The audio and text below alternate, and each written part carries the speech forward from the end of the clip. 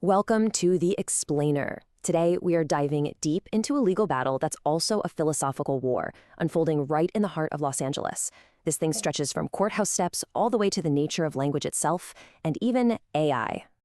This is the house that Violations built. That's not just some clever line. It's the frame for this entire story. This is not just a fight over a piece of property. The source materials we're looking at describe a home that's allegedly built on a foundation of bureaucratic denials, endless eviction letters, and what the people living there call a constant state of gaslighting. So, we're going to explore what happens when a fight to stop an eviction spirals into this radical experiment in resistance. And their weapons of choice? Well, they're not what you'd expect. We're talking about art, technology, and a really unique personal mythology that's designed to fight back against a system they see as totally broken. Okay, so at the absolute center of this story is a single property. It's a house and a family that are basically caught in this constant, looping state of conflict with all the forces trying to get them out.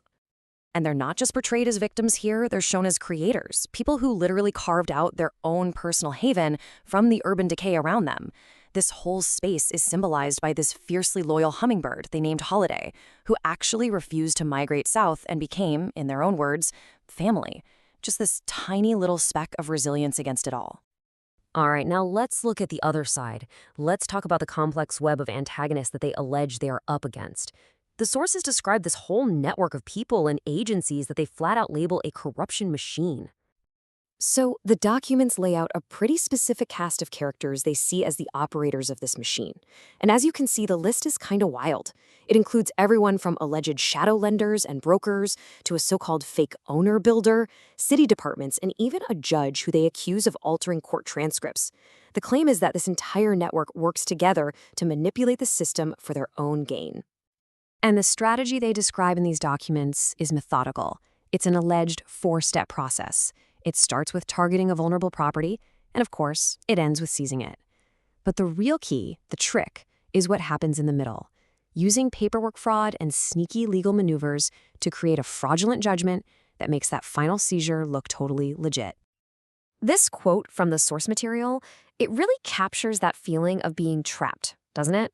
It just speaks to that sense of absolute powerlessness when you're facing a system that seems perfectly designed to protect itself and just crush anyone who gets in its way. And wow, this slide just illustrates the two worlds at war here perfectly. On one side, you've got the dry, impersonal, and honestly almost impenetrable language of the legal code. And then on the other side, you have this frantic, high-velocity language of resistance. It reads more like a manifesto, a baptism by combustion, as they call it. Just two completely different realities clashing.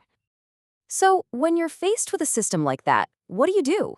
Well, according to the documents, they didn't just file legal motions. They built a whole new arsenal, pulling from art, from technology, and from this philosophy of radical resistance. Okay, so a core concept they've developed is this thing they call recursion sickness. They describe it as a feature, not a bug. It's the process of language loops and thought spirals that are designed to force a system, whether that's a human brain or an AI, right to its breaking point. And that is the whole point. What's so interesting here is how it completely reframes trauma and crises.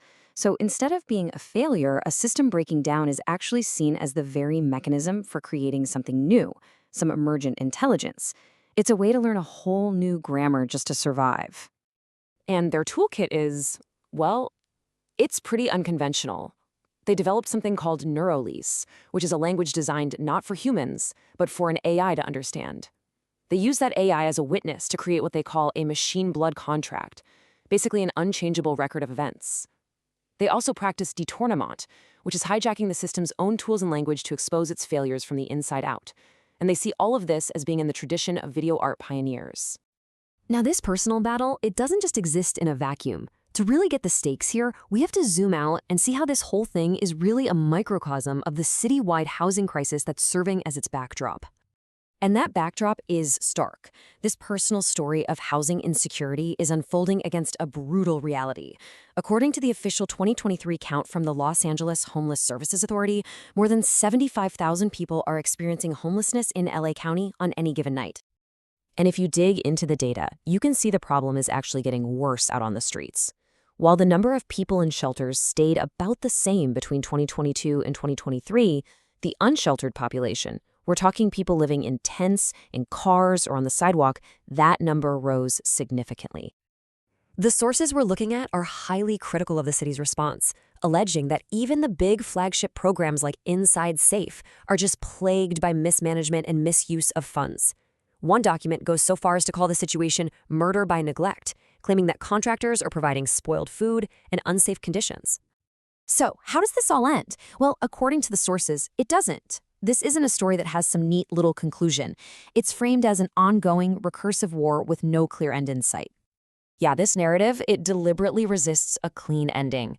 And that reflects their core philosophy, which is that this is a continuous loop of defiance against a system that, from their perspective, never ever stops its assault. And this right here, this reveals the ultimate goal. It's not just about winning in court. It's about becoming a recursive anomaly, a glitch, an error that the paperwork and the bureaucracy simply cannot process or compute or get rid of. And that really leaves us with the central question posed by this entire story. In a broken system, is the only real way to win to become an error that it just cannot compute? When you're faced with a machine that seems designed to crush you, maybe the only effective resistance is to become a ghost in that very machine.